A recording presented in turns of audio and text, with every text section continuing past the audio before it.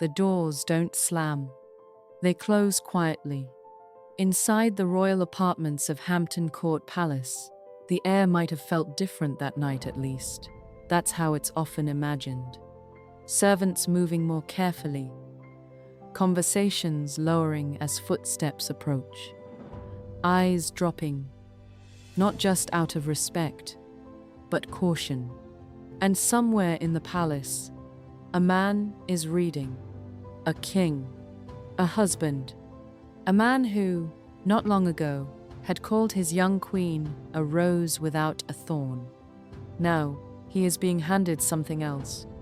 Names, letters, memories that were never meant to return.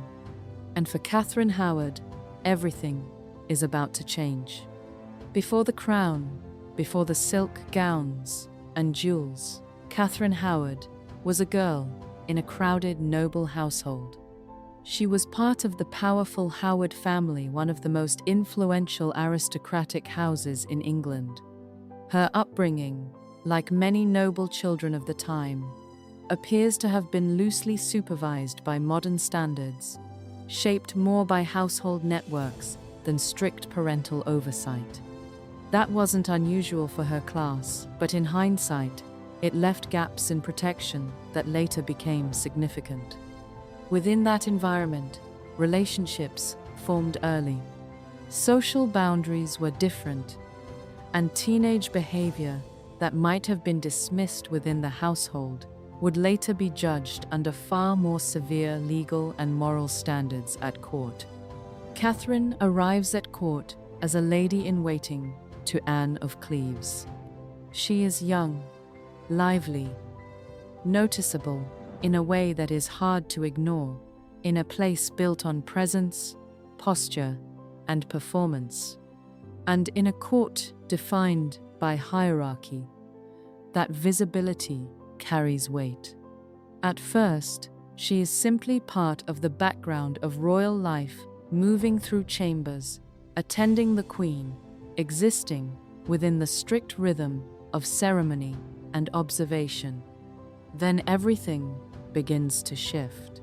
Henry VIII, aging, powerful, and increasingly isolated within his own court, begins to notice her. His marriage to Anne of Cleves is already failing. Widely understood as politically arranged and emotionally distant. Within that tension, Catherine stands out. What begins as attention gradually becomes preference, then fascination. In some interpretations, she may have represented something the court lacked: youthful presence, immediacy, warmth, in a space dominated by control and calculation. But in the Tudor world, attention from a king is never neutral. Catherine quickly stops being just a lady-in-waiting, moving through the margins of court life. She becomes central to it, and within a remarkably short time, she becomes queen. The transformation is immediate. Gold-threaded gowns, jewels at her throat, rooms filled with attendants waiting for her command. But beneath the surface, something critical may have been missing. Structure, protection, networks capable of shielding her when attention turned. She had the crown, but not necessarily the protection that made it survivable. At first, Henry appears by many accounts deeply devoted. He publicly praises her, showers her with gifts, and presents her as a symbol of renewal. But courts like this do not run on affection alone. They run on observation.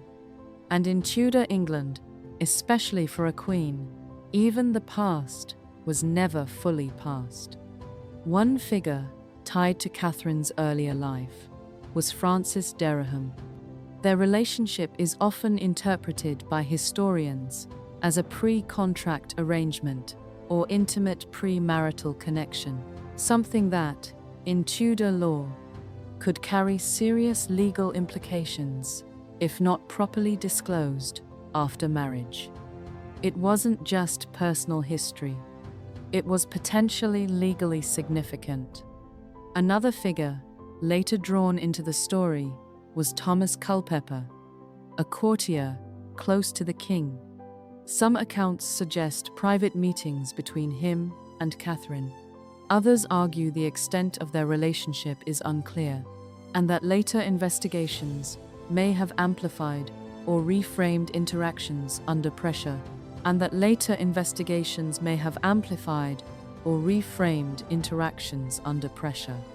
What matters in this environment is not certainty, but perception.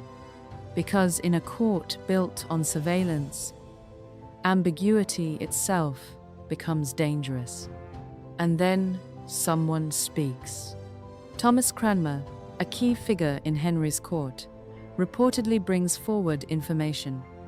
Not open accusation, not public confrontation, but carefully presented claims enough to raise doubt, enough to make the king listen. Once the accusation reaches Henry VIII, the trajectory begins to narrow. Not instantly, but steadily. What follows is not a neutral legal process in the modern sense. It is a court investigation shaped by proximity to the king, political pressure, and the need to resolve uncertainty around the Queen's conduct. Henry reads what is presented to him. The reaction, as often reconstructed, moves through stages, confusion, disbelief, and then something heavier, the sense that trust may have been broken. From that point, the process accelerates. Orders move through the court. Servants are questioned. Statements are collected. Letters are examined. The past is pulled into the present and reinterpreted under suspicion. Catherine is no longer viewed through the lens of royal admiration. She is viewed through the lens of risk. And once that shift occurs, her position becomes extremely difficult to defend. Because, in this system, perception could outweigh explanation. And once doubt settled at the center of power, reversal was unlikely. Catherine's story is often told as scandal, as tragedy, as failure. But look closer, and something more structural emerges. She didn't lose power because she lacked status. She lost it because she lacked protection in a system where perception was everything. She was a very young woman, placed into one of the most powerful positions in England, inside a court where her past would be judged far more harshly than that of the men around her, and where visibility itself increased risk. Her story leaves us with questions. Not certainty, but perspective. How much of her fate was shaped by her actions? And how much by the environment around her? How much was truth? And how much was interpretation under pressure? Because in the end, Catherine Howard does not just represent a fallen queen. She represents something more universal. Power without structure is unstable. Visibility increases risk. Reputation can determine survival in political systems built on perception. And systems can elevate and destroy the same person. The doors at Hampton Court did not need to slam. By the time they closed, it was already over.